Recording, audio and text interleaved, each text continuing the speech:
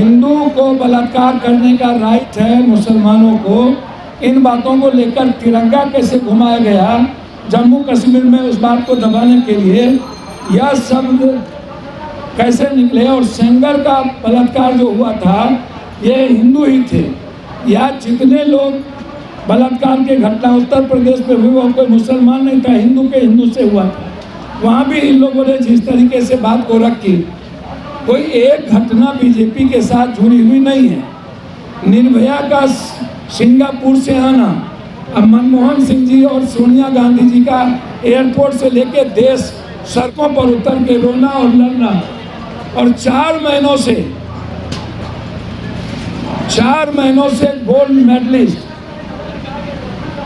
अपना न्याय रेपिस्ट के खिलाफ मांग रहा हो, रेपिस्ट के खिलाफ। और छोड़ दीजिए नरेंद्र मोदी ने जिन्हें कोई ट्वीट नहीं किया, एक भी ट्वीट नरेंद्र मोदी जी ने कब ट्वीट किया और योगी ने कब ट्वीट किया, आप उसको उठा करके देख लीजिए।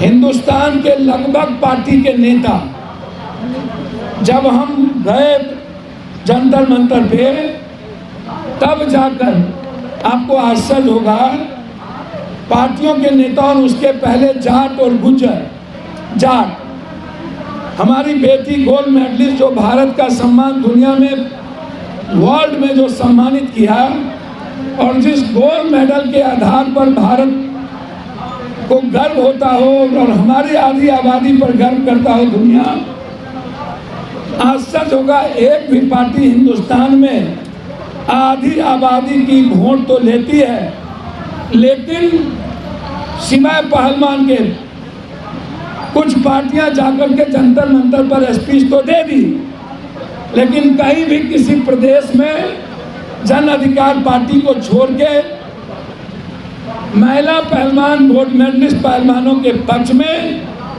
अभी तक व्यापक रूप से किसी पार्टी ने धरना प्रदर्शन और एकजुटता दिखाने की कोशिश नहीं हुई। हम सबका सबसे ज्यादा दुख इन मुद्दों को लेकर के है। क्या ये सिर्फ जाट की लड़ाई है? क्या ये सिर्फ हरियाणा, उत्तरी पश्चिमी उत्तर प्रदेश और राजस्थान के कुछ हिस्से की लड़ाई है? क्या ये बिहार के सारे 14 करोड़ में 8 करोड़ बेटियों और मां की लड़ाई नहीं है? क्या ये झारखंड की लड़ाई नहीं है? क्या ये वेस्ट यूपी की लड़ाई नहीं है? क्या ये अन्य हिंदी भाषी पट्टी और साउथ की लड़ाई नहीं है? पार्टियों का मौन होना ये बताता है कि हिंदुस्तान में महिलाओं को सिर्फ वोट का इस्तेमाल और पुरुष के अंडर में चंगुल में रहने के लिए एक मानसिकता बनी हुई है। महिलाओं का रेस्पेक्ट इस कंट्री में कहीं नहीं है। महिलाओं सिर्फ शोषण का नजरिया बन चुका है। यह तब दिखता है जब एक तरफ राजनीतिक पार्टी और दूसरे तरफ निर्भया में देश राजनीति का हिस्सा बना। बीजेपी और आरएसएस ने इसकी मीडिया ट्रायल कराई और उसके बाद लगभग बलात्कार बिल्किस से लेकर के कश्मीर कठुआ से लेकर के सेंगर से लेकर बाबा से लेकर Asaram BJP, Ram Rahim BJP, Nagpal BJP, दुनिया का जितना बाबा बलात्कारी निकला बीजेपी, होम मिनिस्टर स्टेट साधु बलात्कार के केस में बीजेपी, एमएलए पे आरोप बीजेपी, एमपी पर आरोप बीजेपी, सबसे ज्यादा वोट देखता है बीजेपी। और एक बार भी हिंदुस्तान के किसी भी बेटियों के बलात्कार के खिलाफ बीजेपी ने आज तक नरेंद्र मोदी ने ट्वीट नहीं किया। यह तो सबसे बड़ा दुर्भाग्यपूर्ण है, किसी देश के सीएम ने ऐसी घटनाओं को किसी देश के नेताओं ने बड़े लेवल पर तवज्जो नहीं दी। मेरा सवाल टू दी पॉइंट है कि देश क्यों मौन है? नेता इस्तेमाल करते हैं, मौन हो सकता है। देश की महिलाएं क्यों मौन है? सिविल सोसाइटी क्यों मौन है? एक्सट्रीमिस्ट क्यों मौन है? सोशल इन्वायरमेंट जो मैन्युफैक्चर के जो लोग हैं वो क्यों मौन है? सामाजिक सांस्कृतिक क्रांति की बात करने वाला वो क्यों मौन है? साहित्यकार क्यों मौन है? हमारे वैज्ञानिक क्यों मौन है? भारत का हर वर्ग और हर व्यक्ति के घर में बेटी है, माँ है, बहन है, ये सब लोग हैं। और उसके बाद छात्र मौन, यूथ मौन, महिलाएं मौन, किसान मौन, युवा मौन। सिर्फ जाट वहां चुन लड़ रहा है। जाट के अलावे एक भी वर्ग, इस लड़ाई को बीजेपी ने जाट वर्सेस बीजेपी कर दिया। खाप पंचायत को उतरना पड़ता है। इससे बड़ा दुर्भाग्य क्या होगा इस देश के लिए?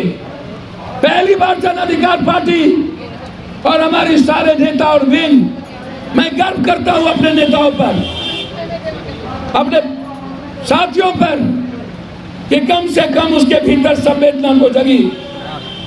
हमारी पार्टी ने निर्णय तो लिया कि लड़ाई यहां से छेड़ेंगे। खाप पंचायत जो निर्णय लेगा, आर पार की लड़ाई खाप पंचायत के साथ जन अधिकार पार्टी होगी। 15 के बाद मरेंगे या जिएंगे, करो मरो के साथ। इस हिंदुस्तान के बलात्कारी पार्टी बीजेपी पार्टी को आज से बलात्कारी पार्टी का नाम रखा जाए। जुल्मी पार्टी, अत्याचारी पार्टी, नफरत करने वाली पार्टी, इसका नाम जितना खतरनाक रखा जाए, ये वो पार्टी है। हम आज भाषण देने नहीं आए, हम आए हैं अपनी गहरी चिंता बताने आपको कि हमारे भीतर पीड़ा क्या है। हम जब गए धरना पर सबसे पहले लीडर के रूप में, उसके बाद प्रियंका जी से लेकर सब लोग पहुंची। कांग्रेस लगातार हर जगह इस सवाल को उठा रही है। राहुल गांधी इन बातों को यूरोप में, ये अमेरिका इसलिए नहीं जा रहे हैं, अमेरिका ये राहुल गांधी के डर से जा रहे हैं। हमारे नेता ने और बात आपको ट्रेन से लेकर के सब कुछ, 1 रुपया किसी को नहीं दिया। ना बिहार सरकार, ना भारत सरकार। पप्पू यादव अभी 8 मरे हुए लोगों को कल परसों महीने 20-20 हजार पहुंचाया। कल 24 लोग की मौत है मुजफ्फरपुर में। कल मैं वहां जा रहा हूं, अभी मैं जा रहा हूं मधुबनी। जितने ट्रेन में मरने वाले लोग हैं, हमारी पार्टी की ओर से 25-25 हजार रुपया 54 परिवार को पप्पू यादव की तरफ से मिलेगा। एक भी हिंदुस्तान में आज तक 1 रुपया मोदी ने नहीं दिया, आज तक 1 रुपया बिहार सरकार ने नहीं दिया। यह निर्णय हमारी पार्टी का है। लेकिन सवाल आज ये जुल्मी है, इन्होंने इस्तीफा मांग लिया। इस्तीफा नहीं, 302 का मुकदमा होना चाहिए। अखलाक भाई, ये वो IAS है जो गुजरात में मोदी के राइट हैंड थे। इनको इसीलिए लाया गया, आपको नहीं पता है कि किसके कहने पर, अदानी के कहने पर इसको रेलवे मंत्री बना। आज तक IAS कभी रेल मंत्री नहीं बना था। अखलाक भाई, ट्रेन बेचता था। वही बात मैं कह रहा हूँ, ट्रेन बेचता। आप ये बात नहीं कह पाए, इसीलिए दुनिया भर में ट्रेन बेचता था। ये ट्रेन इंजन बेचता था ये, और इसको लाया गया सब प्राइवेटाइजेशन करने के लिए। सर, हर चीज को बेचना। 72,000 करोड़ की बिजली का फॉर्म पर दस्तखत नहीं किया एक पदाधिकारी अदानी पर, फाइल रुकी हुई है। इसलिए मैं आज उस पर नहीं जाऊंगा।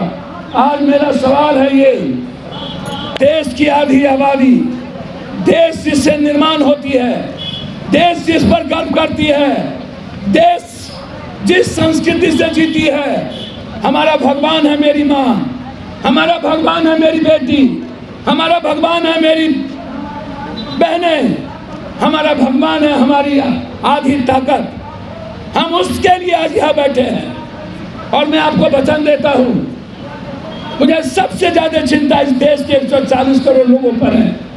क्या आज 3 महीने से लगातार दुनिया के लोगों ने कंडेम किया, बाहर के फेडरल सिस्टम ने कंडेम किया, थू थू किया, लेकिन भारत के लोग सड़कों पर नहीं उतरे। कहाँ चला गया वो कैंडल जलाने वाले लोग, कहाँ चला गए वो मसाल जलाने वाले लोग, कहाँ चले गए वो राजनीति करने वाले लोग। कहाँ चले गए वो महिलाओं की बात करने वाले, बेटी पढ़ाओ बेटी बचाओ? कहाँ चला गया हमारे बिहार की वो सारी राजनीतिक पार्टियां? क्यों हम चुप हैं? क्यों नरेंद्र मोदी जी और बीजेपी को क्लीन चिट देने में बैठे हैं? एक इससे बड़ा मुद्दा, निर्भया ने एक सरकार बदल दी थी और आज पूरा वर्ल्ड जिसके साथ खड़ा है, उसके बाद मोदी जी थेटरोलॉजी करते हैं। मोदी जी से बढ़कर झूठा, मोदी जी से बढ़कर निर्लजता, मोदी जी से बढ़कर इस बिहार को ठगने वाला व्यक्ति नटवर लाल से भी ज्यादा खतरनाक एक ऐसा बहरूपिया। जब 500 लोग मरते हैं तो 3 लाख का ड्रेस पहन के वो उतरा। और मुझे इस बात की चिंता है कि मौत के बाद भी वहां पर कुछ लोग मोदी मोदी कर रहे थे। कब तक सहेंगे यह देश ऐसे नेताओं को? कब तक देखेंगे यह देश ऐसे पार्टी को? कब तक? जब वहां से निकला मोदी मोदी के बाद फिर 7 लाख का कपड़ा पहन के उन्होंने प्रेस कॉन्फ्रेंस की, 1 रुपया नहीं दी। लाल बहादुर शास्त्री ने सबसे पहला रेल मंत्री डिजाइन किया था, दूसरा सीके जाफर शरीफ, तीसरा माधवराव सिंधिया, चौथा नीतीश कुमार। यह देश मॉरल वैल्यू पे चलता है, नैतिकता पे चलता है। यह देश मानवता पे चलता है। यह देश संस्कृति और आध्यात्मिकता, विज्ञान के ताकत और ऊर्जा पे चलता है। यह देश जाति पे नहीं चलता, यह देश कट्टरवाद पे नहीं चलता, यह देश हिंदुत्व पे नहीं चलता, यह देश सनातन विचार पे चलता है। यह देश हमारी संस्कृति पे जिंदा है। यह देश मेरी तहजीब पे जिंदा है। यह देश विचारों पे जिंदा है। यह देश संविधान पे जिंदा है। हम संविधान के लिए जीने आए हैं। हमारा ग्रंथ, मेरा गीता, मेरी बाइबिल, मेरा कुरान, मेरी जिंदगी संविधान है।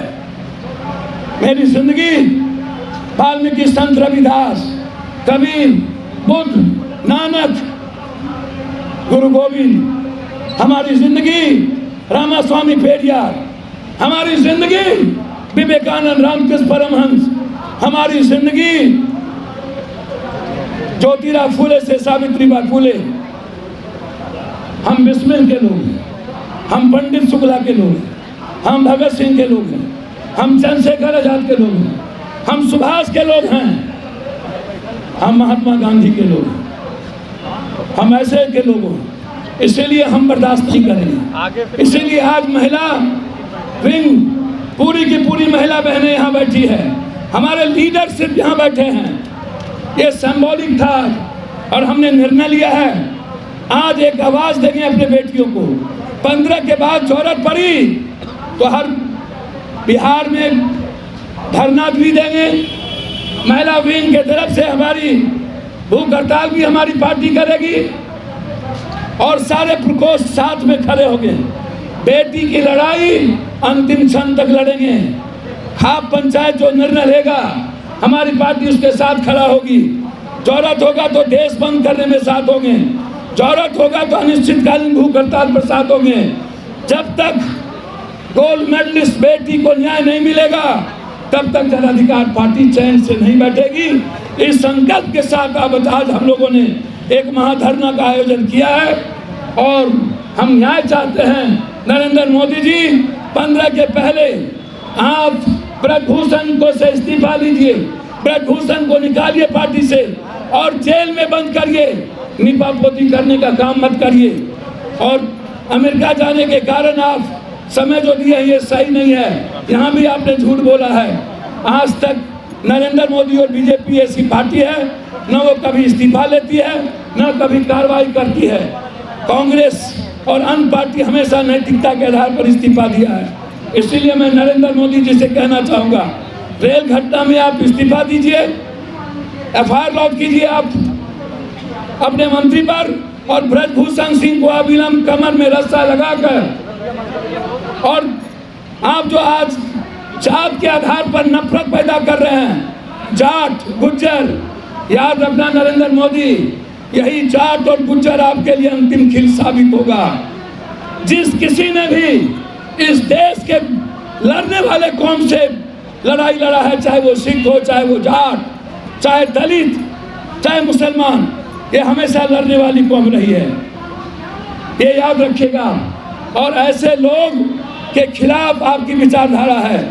आपको जब तक यह पहलवान उखाड़ेगी नहीं, 2024 में जिस तरह पहलवानों को इसने पटक पटक के मारा है, वैसे ही 2024 में बीजेपी को धोबिया पाट पटक पटक के मारने की जरूरत है। हम विपक्ष से कहेंगे 23 तारीख को आप औपचारिकता मत करिए, आप अहंकार से निकलिए और नरेंद्र मोदी को 2024 में खत्म करने के लिए चाहे एक एक सीट पर आपको तय करना पड़े, करिए। और 23 से इतिहास गवाह बने बिहार। नीतीश कुमार जी ने एक शुरुआत की, बीजेपी को मुंह पर तमाचा मारा गया, क्या हुआ? एकता। 23 को एकता की शुरुआत होगी और कांग्रेस के साथ लेकर एक एक विपक्ष की पार्टी 24 में इस बेटियों के अन्याय के खिलाफ इसको गद्दी से उतारेगी। इसी संकल्प का ये धरना है। बहुत बहुत धन्यवाद।